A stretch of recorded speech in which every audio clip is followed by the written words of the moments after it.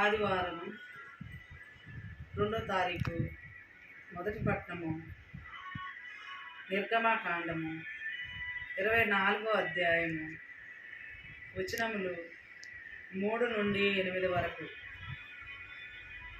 మోసే ఇశ్రాయేలీల కడకెళ్ళెను. యావే చేసిన నియమములు చెప్పెను, విధులను వారికి వివరించెను. దానికి వారందరూ ఒక గొంతుతో యావే చెప్పిన నియమములన్నిటినీ మేము పాటింతుము అని పలికిరి. మోసే యావే చేసిన నియమములన్నిటినీ లెక్కించెను. మరునాడు పొద్దుట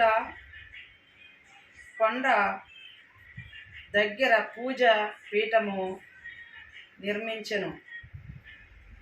ఇశ్రాయేలీలు 12 గోత్రములకు గుర్తుగా 12 శాసనములు ఎత్తెను.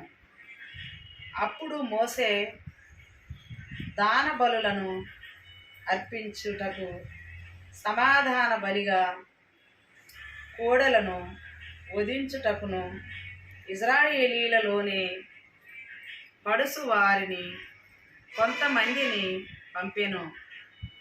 మోసే కోడెల రక్తములో కొంచెము పళ్ళెములో పోక్షించి మిగిలిన సగము పూజాపీఠముపై చల్లెను. అతడు నిబంధన గ్రంథమును చదివి ఇశ్రాయేలీలకు వినిపించెను. వారు యావే శాసనములు మేము అనుసరింతుము, మేము అతనికి విధేయులమై ఉందుము అనిరి.